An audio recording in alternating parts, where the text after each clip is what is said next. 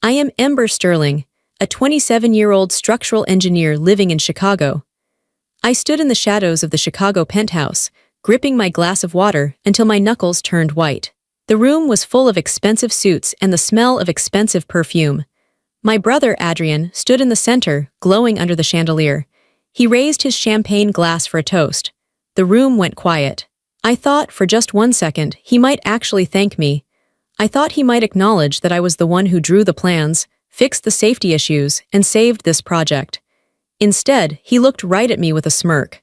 "And let's not forget my little sister, Ember," he announced, his voice booming so everyone could hear. "Maybe after this success, she'll finally get inspired to find a real job." The laughter wasn't a ripple, it was a wave. My mother covered her mouth to hide her smile. My father shook his head, looking at me like I was a stain on the carpet. They thought I was weak. They thought I was just the uneducated sister who lived in trailers. They didn't know the truth. They didn't know that I wasn't just the invisible help. I was the architect of everything they owned. And soon, I would be the architect of their collapse. But before I tell you how everything flipped, like and subscribe, drop a comment. Where are you watching from? I am Ember Sterling, a 27-year-old. I walked out of that penthouse and didn't wait for the elevator. I took the stairs. I needed to feel my feet hitting the concrete steps.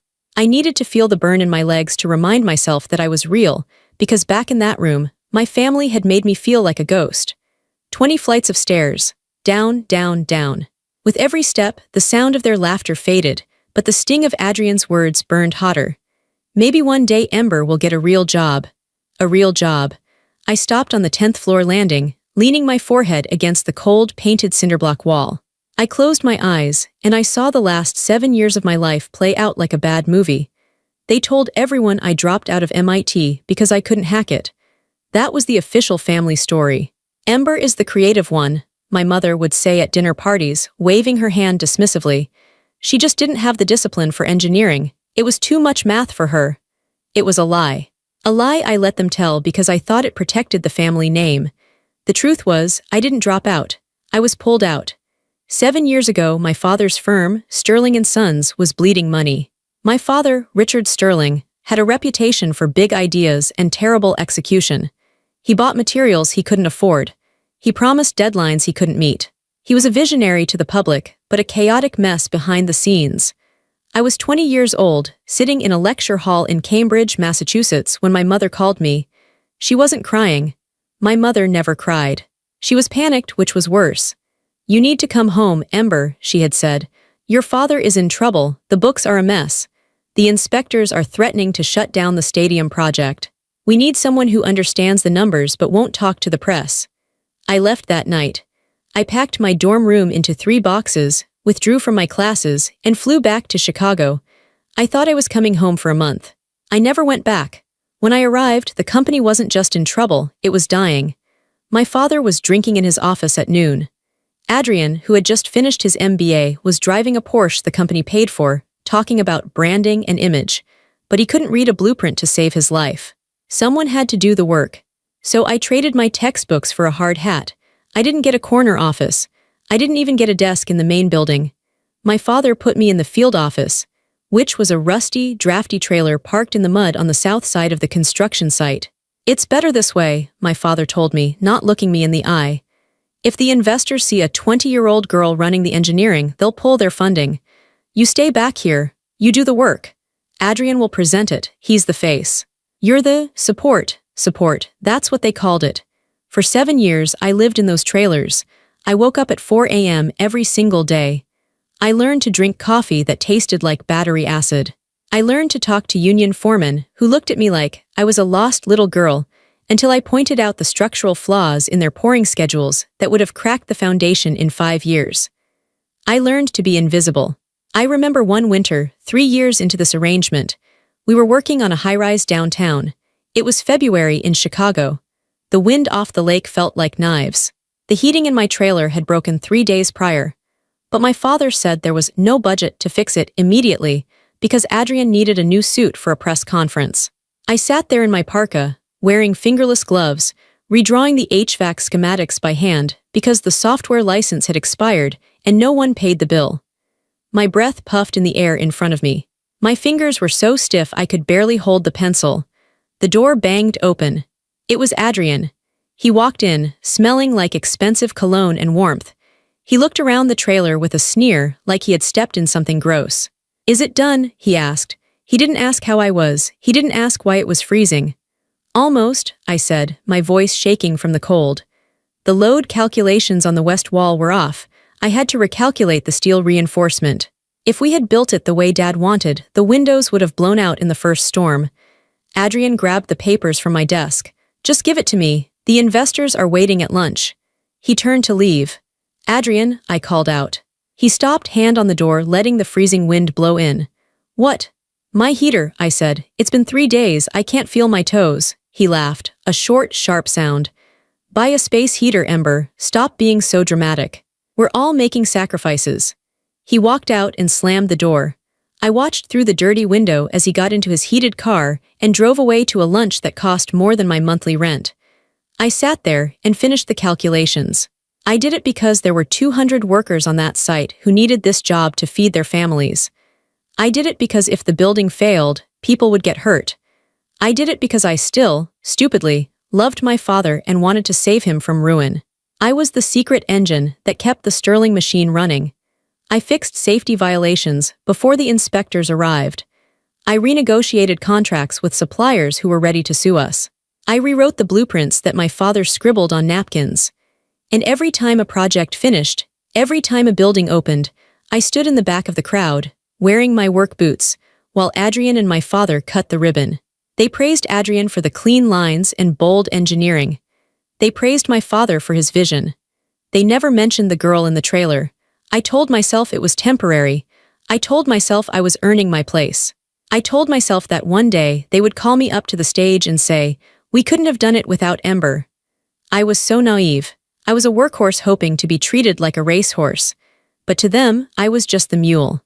Useful for carrying the heavy load, but you don't bring a mule to the party. Until tonight. Tonight, the mule had walked into the party, and the mule had finally realized that the heavy load wasn't hers to carry anymore. The moment I truly should have known better, the moment the cracks in my heart really started to show, was 3 years ago, the riverfront disaster. It wasn't a physical disaster, thank God, but it was the moment my soul started to collapse. The riverfront project was supposed to be my father's legacy. A massive complex of luxury condos right on the Chicago River. It was a beautiful idea. It was also a logistical nightmare. My father had bid too low to get the contract. Millions too low. By the time we broke ground, we were already in debt. The banks were calling every day. My mother was selling her jewelry on the quiet to pay the interest on the loans.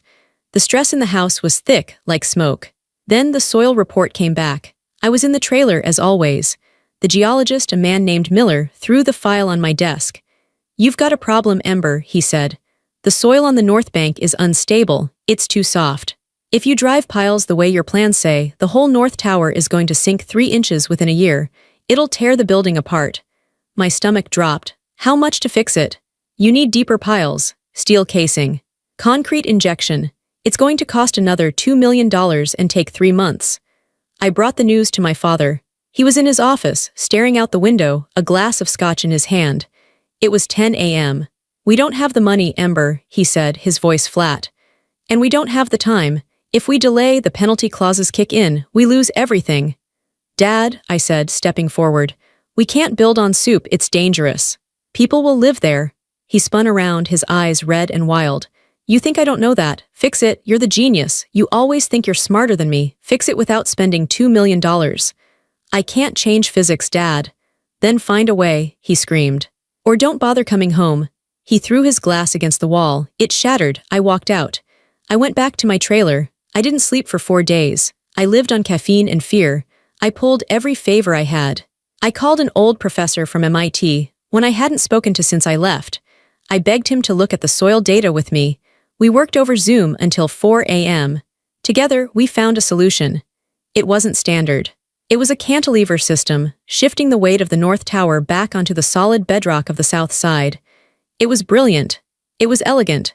And most importantly, it was cheap. It used steel we already had. I redrew the entire structural plan in 48 hours. My eyes were burning, my hands were cramping, but I did it. I saved the project. I saved the company. I saved the family home. I presented it to the construction team. They looked at me like I was a wizard. "This will work," the foreman said, nodding with respect. "Damn, girl, this will actually work." When I brought the plans to my father, he didn't hug me. He didn't cry with relief. He just looked at the papers, grunted, and said, "Good, get it to the site." Then came the opening day. The riverfront plaza was beautiful, glass and steel gleaming in the summer sun. The mayor was there. The press was there. A brass band was playing. I was standing by the catering tent, wearing a simple black dress I had bought at Target. I was tired. My bones felt heavy, but I was proud.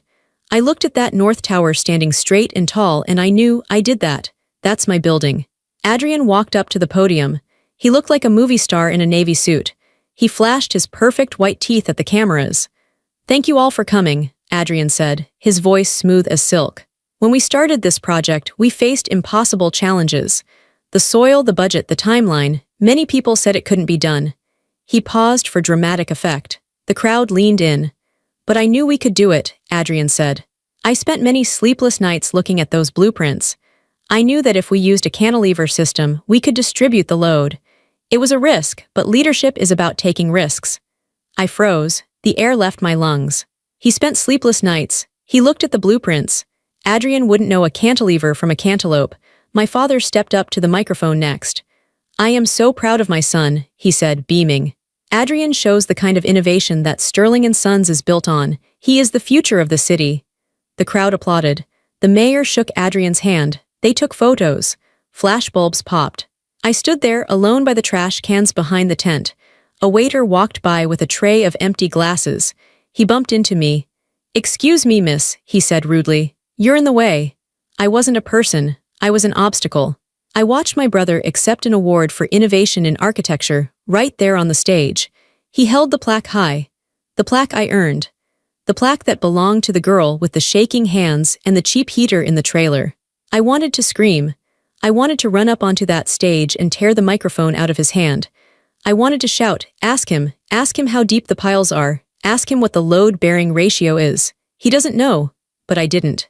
I stayed silent. Why? Because I was conditioned. I was trained to be the safety net, not the star. I told myself that my sacrifice mattered.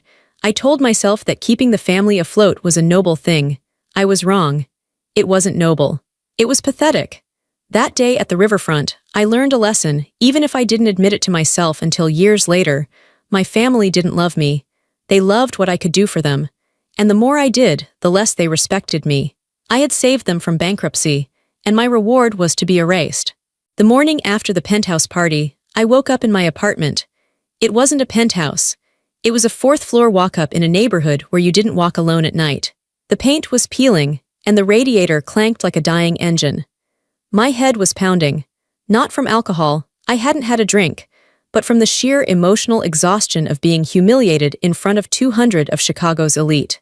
I sat up and checked my phone. It was blinking with notifications. 17 missed calls, 32 texts. My stomach turned over. I unlocked the screen. The first text was from Adrian, sent at 2 a.m. "Where the hell did you go? You left before the investors left. Unbelievably selfish, Ember. You embarrassed us, again."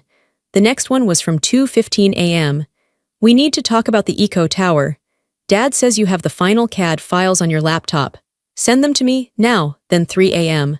"Are you ignoring me? Don't play games, Ember. You're not smart enough to play games with me." I scrolled down.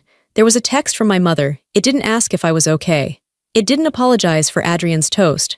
"Ember, pick up your phone. We need your signature on the transfer documents for the Eco Tower rights.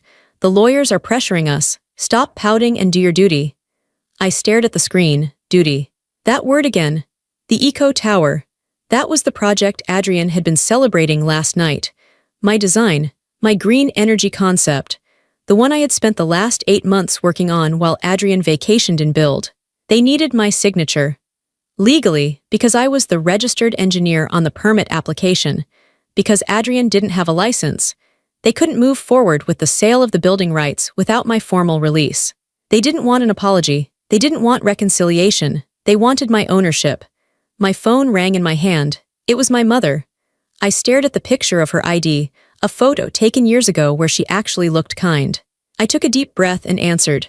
"Hello?" Finally, her voice was sharp like breaking glass.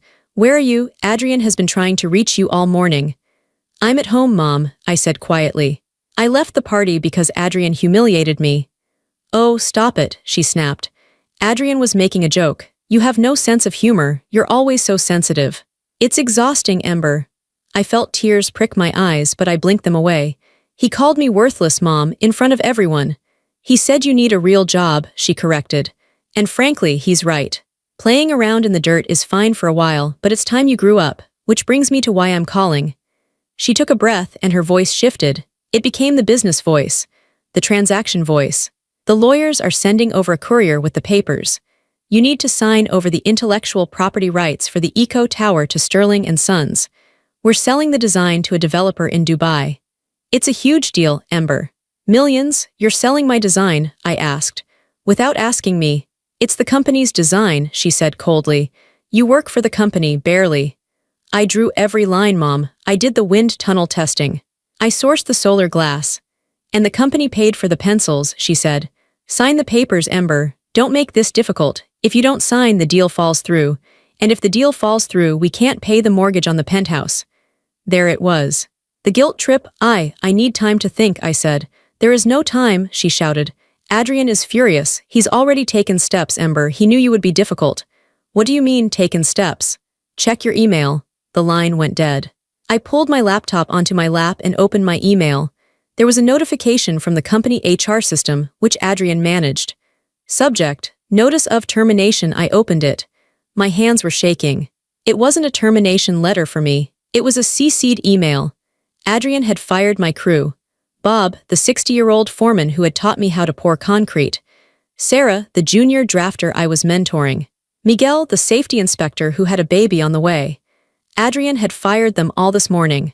The email read, due to restructuring and lack of project oversight from the senior engineering team, Ember Sterling, the following positions are redundant effective immediately. He was blaming me. He was firing the only people who respected me, the only people who actually did the work, and he was telling them it was my fault. He was holding them hostage. My phone buzzed again. A text from Adrian. I can hire them back tomorrow, if you sign the papers today. Your choice, little sister. Do you want Bob to lose his pension? Sign the rights over. I threw the phone across the room. It hit the wall and cracked. I sat there, breathing hard. My chest felt like it was caving in. This wasn't just family dysfunction anymore. This was blackmail. This was war. They didn't care about me. They saw me as a resource to be mined until I was empty and then discarded. And now they were willing to hurt innocent people just to control me. I walked into my tiny bathroom and splashed cold water on my face. I looked at myself in the mirror. I looked tired. I looked pale. I looked like the victim they wanted me to be. No, I whispered to the reflection. I wasn't going to sign, but I wasn't going to just say no either. If I said no, they would just forge my signature or destroy my reputation. I needed to do something they never expected. I walked back to the living room and picked up my cracked phone. I didn't text Adrian back.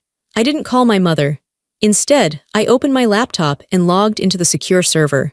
I had about an hour before they realized I wasn't complying and locked me out. I needed to download everything. Every email, every draft, every forged safety report Adrian had tried to hide. They wanted my signature, fine. But they were going to get the whole truth along with it. While the files were downloading, I made the mistake of opening social media. I don't know why I did it. Maybe I wanted to see the damage. Maybe I wanted to see if anyone had defended me. I opened Instagram. The first thing on my feed was Adrian's post from the party.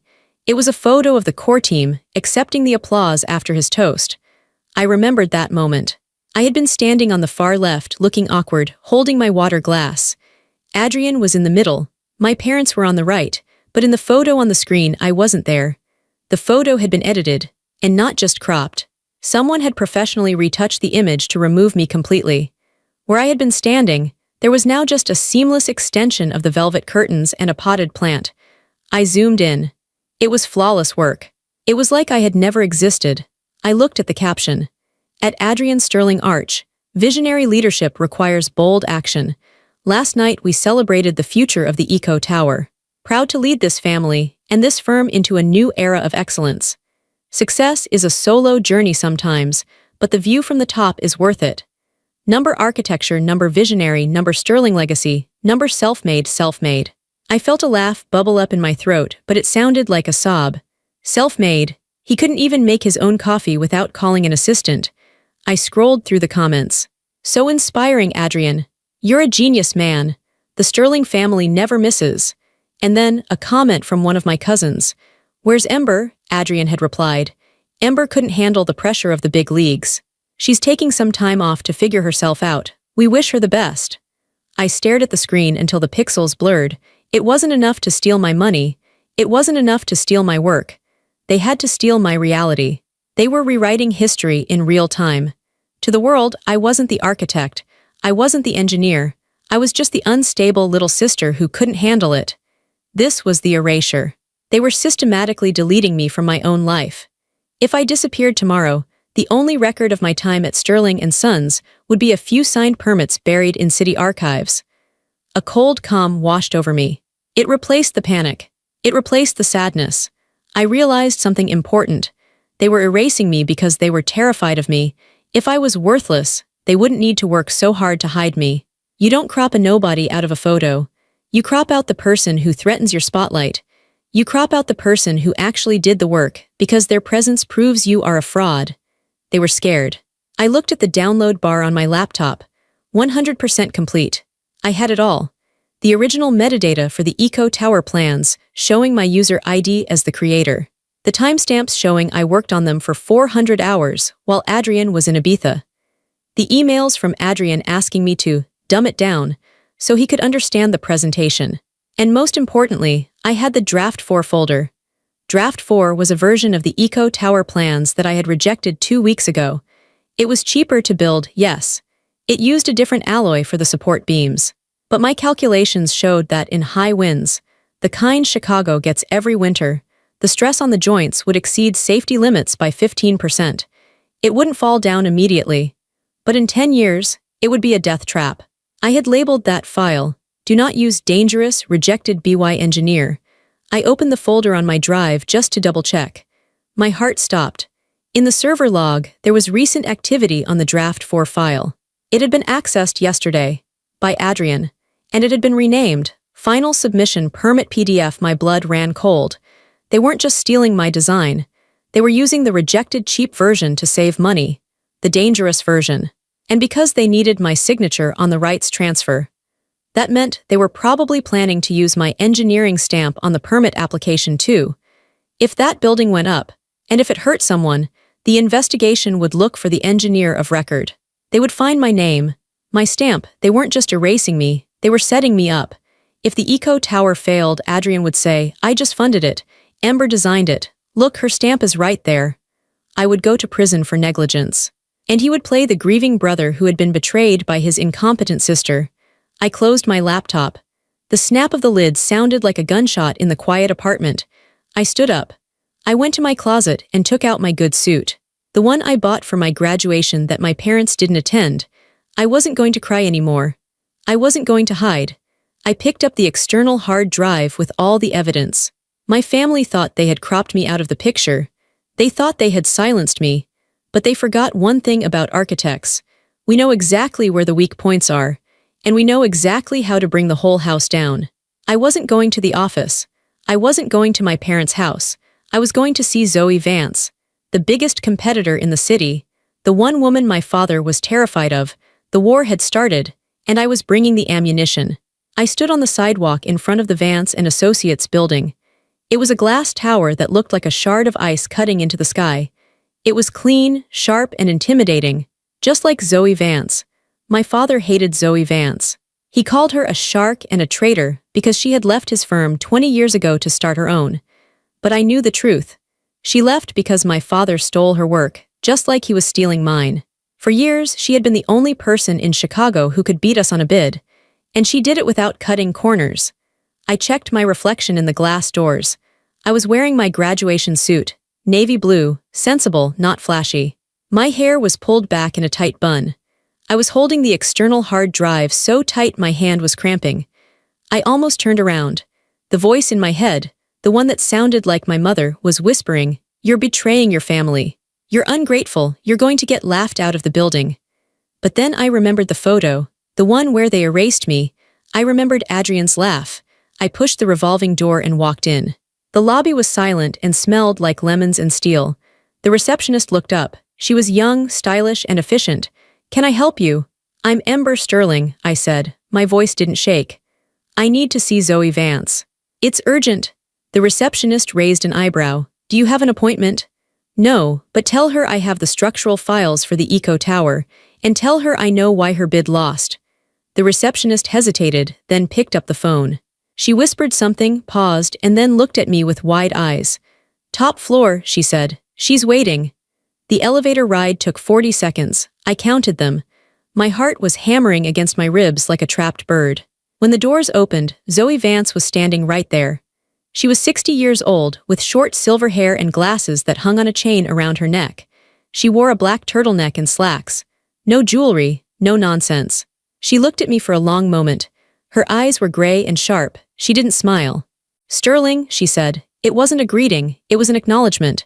"You look like your father, but you have your grandmother's eyes." "I'm not here for a family reunion," I said. "I'm here to make a trade." Zoe gestured to her office. It was massive, with floor-to-ceiling windows overlooking the lake. But unlike my father's office, which was full of leather chairs and liquor bottles, Zoe's office was full of work. Drafting tables, models, stacks of blueprints. It was a workshop, not a throne room. I sat down and placed the hard drive on her desk. "My brother fired me this morning," I said, "and they are trying to force me to sign over the rights to the Eco Tower design."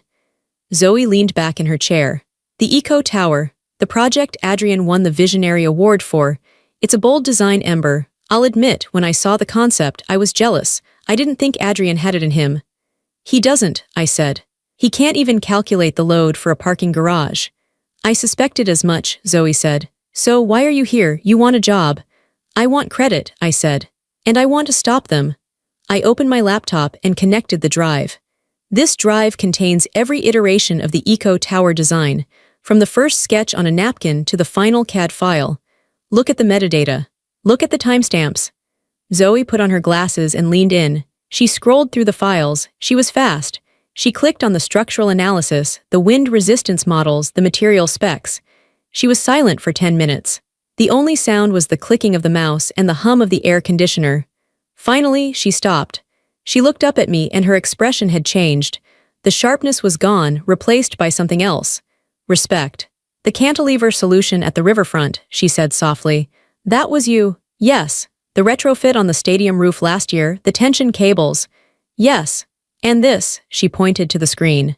"The variable density glass for the Eco Tower to reduce thermal gain. This is brilliant, Ember. This is doctoral-level engineering." "I learned by doing," I said. "I lived in trailers for 7 years fixing their mistakes."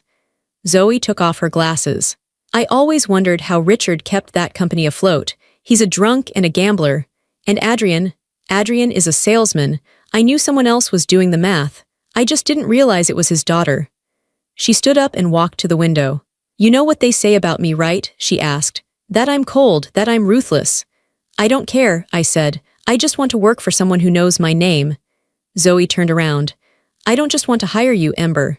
I want to partner with you. You have a mind for structure that I haven't seen in 20 years. You see the skeleton of the building, not just the skin. That's rare." She walked back to the desk and extended her hand. "Senior structural engineer," she said. "And 5% equity in the firm to start. Plus, we put your name on every project you touch. Big letters, no cropping." I looked at her hand. It was a lifeline. "There's one more thing," I said, not taking her hand yet. "I think they're going to build the Eco Tower using a rejected draft. A dangerous one. I need help proving it." Zoe's eyes narrowed. "If they do that, people will die." "I know," I said. "That's why I'm here." Zoe nodded grimly.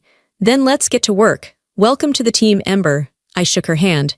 It was firm and warm. For the first time in my life, I wasn't just a helper. I was a partner. The first week at Vance and Associates was a shock. I had my own office. It had a door that closed. It had heat.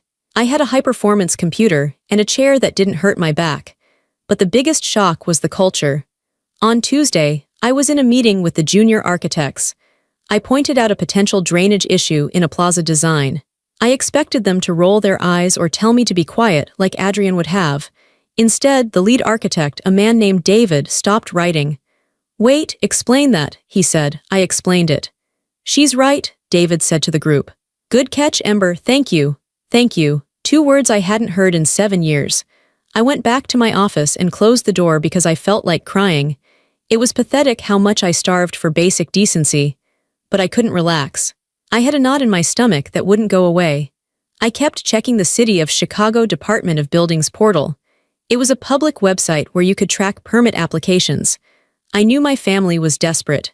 The groundbreaking ceremony for the Eco Tower was scheduled for Friday. That meant they needed the full construction permit approved by Wednesday today. I sat at my desk at 8 p.m.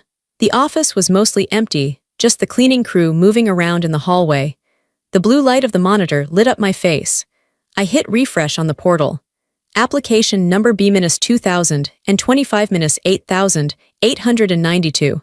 Sterling & Sons, Eco Tower. Status, approved. My heart stopped. Approved. That meant they had submitted the final structural drawings and a licensed engineer had stamped them. But I hadn't stamped them. And I was the only licensed structural engineer of record on the project. Adrian wasn't licensed. My father's license had been suspended pending a review of his continuing education credits. Another mess I used to clean up for him. So how did they get approval? I clicked on the View Documents tab. The file downloaded slowly. My internet connection was fast, but time seemed to slow down. The PDF opened. I scrolled past the cover sheet. Past the zoning compliance. I went straight to the structural schematics.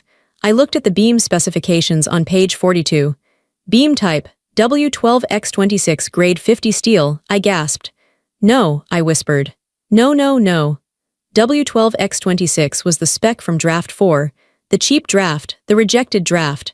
The safe spec, the one I had finalized in draft 8, was W14x90.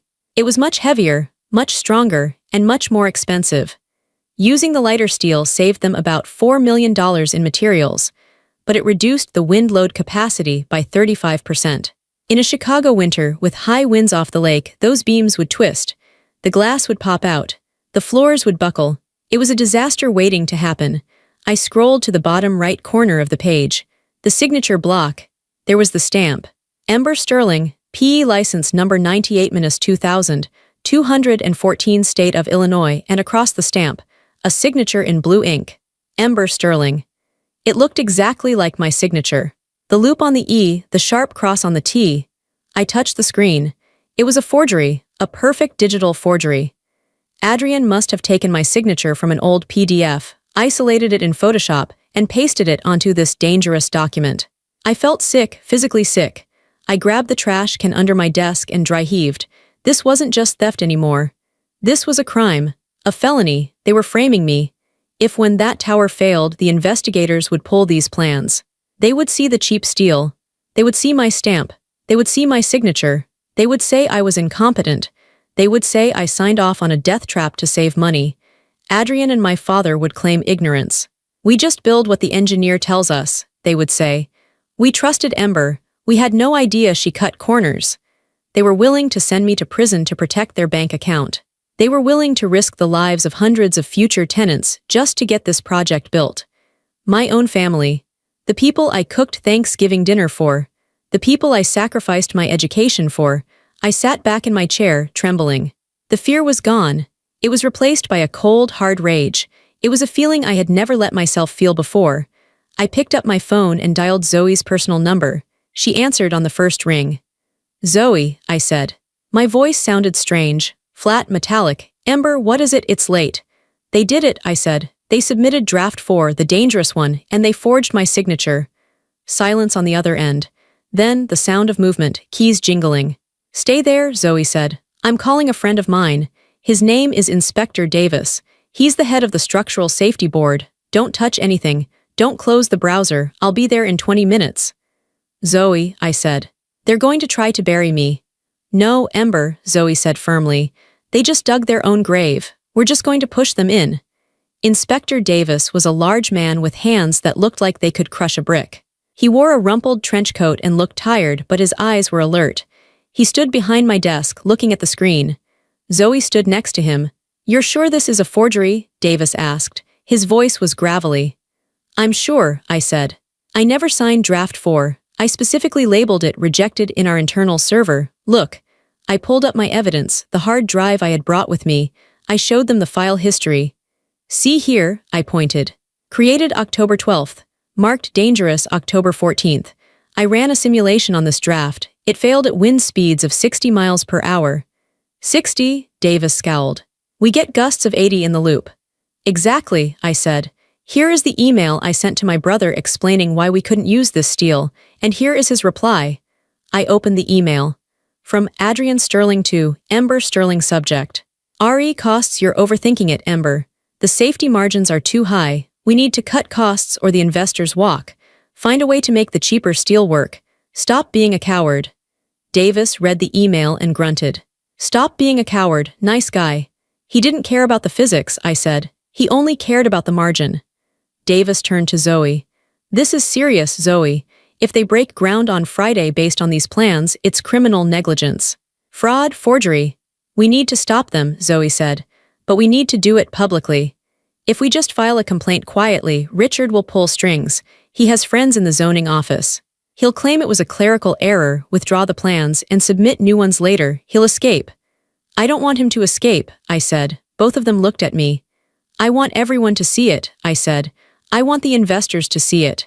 I want the city to see it. They tried to destroy my reputation. I want to destroy their lie. What do you have in mind? Davis asked. The groundbreaking ceremony, I said. Friday morning, everyone will be there, the press. The investors, the mayor. You want to crash the party? Zoe asked, a small smile appearing on her face. I want to bring the truth to the party, I said, but I need more proof. A simulation isn't enough for the layperson. We need to show them exactly what will happen. We spent the next 2 days in the war room of Zoe's office. I worked with Zoe's best 3D modelers. We took the specifications from the forged permit, the weak steel, the insufficient concrete, and we built a digital twin of the Eco Tower. Then we ran the physics engine. On the big screen, the tower stood tall. Then, we introduced the wind load. At 40 mph, the tower swayed. At 50 mph, the windows on the 20th floor shattered. At 65 mph, the primary support beam on the southwest corner buckled. The sound from the speakers was a sickening crack. Then, the progressive collapse began. Floor pan falling onto floor pan. The whole structure twisting and coming down like a house of cards. It's a tomb, Davis said quietly, watching the screen. That building is a tomb. And here is the overlay, I said. I clicked a button. The screen split. On the left was the collapse. On the right was the forged signature. They signed my name to a death sentence, I said. Thursday night, my phone rang. It was my mother again. I put it on speaker so Zoe could hear. Ember, my mother's voice was sweet. Sickeningly sweet. We haven't heard from you, we're worried. I'm busy, Mom, I said. Well, I just wanted to remind you about the groundbreaking tomorrow. It would look very bad if you weren't there. People are asking questions. I thought Adrian said I was taking time off, I said.